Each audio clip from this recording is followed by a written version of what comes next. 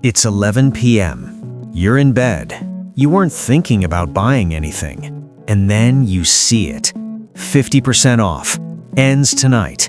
Limited stock. 15 minutes later, you've spent $87 on something you didn't know existed an hour ago. You feel good for about 10 seconds. Then the question hits, why did I just do that? In the next 12 minutes, I'm going to show you exactly what happened in your brain during those 15 minutes, and once you see it, you'll never look at a sale the same way again. Let me introduce you to Alex. Alex is 28, makes $55,000 a year, has $2,300 in savings, pays rent on time, pretty responsible with money. It's been a long day. Alex is tired, stressed, had a rough meeting with their boss, didn't get the recognition they deserved. And then, a watch. Not just any watch, the one their coworker always wears, the one that gets compliments. $400, but today, $160. Here's what's happening in Alex's brain right now, and I mean this literally. 3 chemicals are flooding their system. First, dopamine, the anticipation chemical. Alex's brain sees this as a reward opportunity, the same chemical that fires when you're about to eat your favorite food. Second, cortisol, the stress hormone. Alex is tired, underappreciated, stressed. The brain says, you deserve this. This will make you feel better. And third, adrenaline. Because the sale ends tonight, scarcity creates urgency. The brain shifts into emergency mode. If you don't act now, you'll lose this forever. Alex doesn't know this is happening. It feels like a logical decision. But it's not logic, it's a hijacking. For the next 10 minutes, Alex feels great. And then, reality. What just happened to Alex happens to most people multiple times per week. Let me break down the exact psychological traps that were activated. Trap number 1, emotional spending. Alex didn't buy a watch. Alex bought a feeling. Studies show we spend 30 to 40% more when we're emotionally compromised. Stressed, sad, lonely, angry, doesn't matter. The brain looks for quick dopamine hits. That rough day at work, the brain remembers and it says, shopping will fix this. It won't, but it will feel like it does for about 10 minutes. Trap number 2, the scarcity illusion. Limited stock, sale ends tonight. These words trigger your brain's loss aversion. Psychologically, we fear losing something more than we desire gaining it. That watch at full price?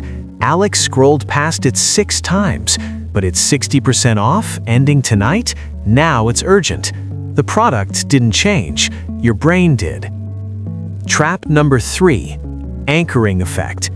You see $400 first, that number is now your anchor. When you see 160, your brain doesn't think, is 160 a good price for a watch? It thinks, I'm saving $240. You're not, you're spending 160. But the brain does quick math. 400 minus 160 equals 240 saved. That feels like earning money. It's not. You just spent money you weren't planning to spend. Trap number 4. Social proof in status signaling. Remember why Alex wanted this watch? Their coworker has one, gets compliments. This is deep evolutionary psychology. For thousands of years, status meant survival, better mate selection, more resources, protection. Your ancient brain still thinks a watch equals status equals survival. It doesn't, but try telling that to your amygdala. Trap number 5, the justification loop. After clicking buy, Alex's brain immediately started justifying. I work hard, I deserve this. It's an investment piece. I'll wear it for years. I actually need a watch. I saved $240. This is cognitive dissonance protection. You've already bought it. Now your brain needs to believe it was a good decision, so it creates a story. The story is always written after the purchase, not before. Okay, so Alex bought a watch they didn't need. $160. Not the end of the world, right? Let's fast forward and see what actually happens. 2 weeks later, the watch feels wrong with Alex's old wardrobe. Those clothes are too casual for a $400 watch. Sorry, $160 watch that looks like a $400 watch. New clothes needed. $200 spent. 1 month later, the coworker got a new watch. This one's nicer. The dopamine from Alex's purchase? Already gone. The hedonic treadmill. Every purchase brings joy. Then adaptation. Then you need the next purchase. 3 months later, the watch wasn't unique, it was a pattern. Alex has made 5 more impulse purchases since then. Total, $780. None were planned, all felt necessary in the moment. 6 months later, Alex's car needs repairs, $900. But the savings account? Only $1,520. Should be $3,700 by now with regular deposits. Where did it go? Impulse purchases, tiny decisions, massive compound effect. Now let's rewind. Let's see the alternate timeline. The night the ad appeared, both versions of Alex see the same ad. One Alex clicks buy, the other closes the app and goes to sleep.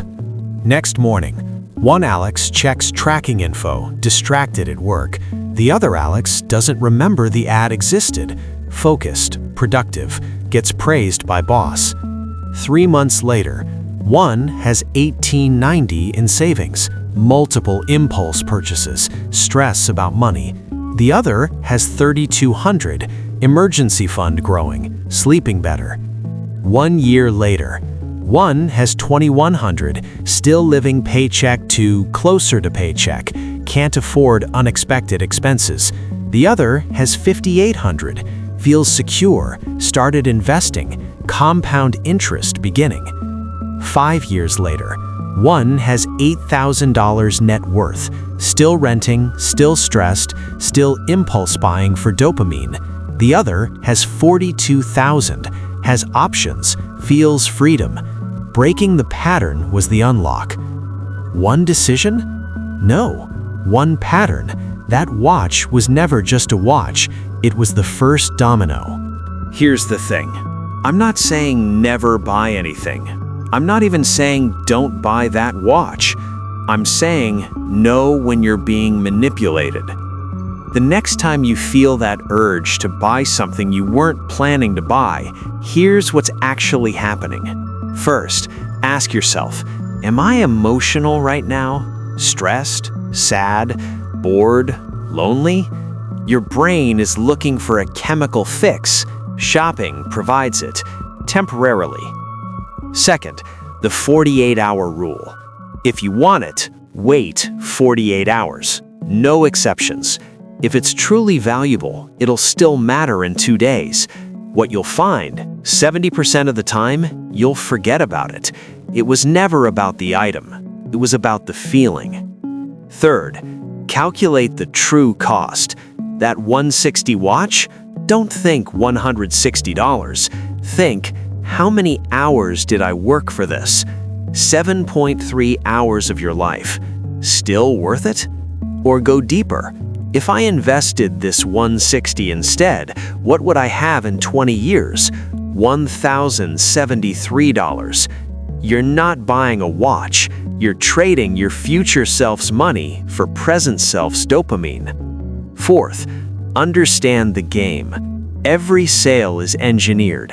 The timer, the limited stock, the discount, the email at 11 p.m. when your willpower is lowest. They have a team of psychologists figuring out how to bypass your rational brain. You're not weak, you're human, and you're being played. Once you see the strings, they're harder to pull.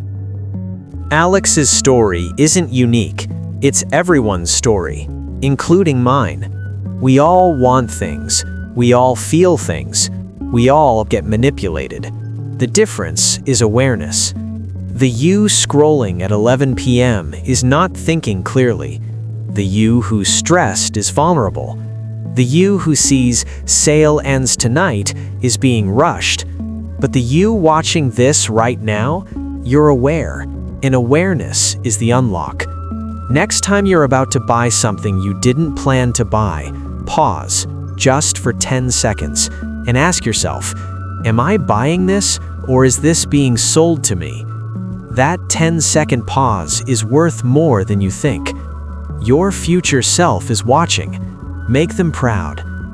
If this opened your eyes to what's possible, hit subscribe. I break down money concepts like this every week. And if you want to see what happens if you invested $20 a day or $50 a day, let me know in the comments.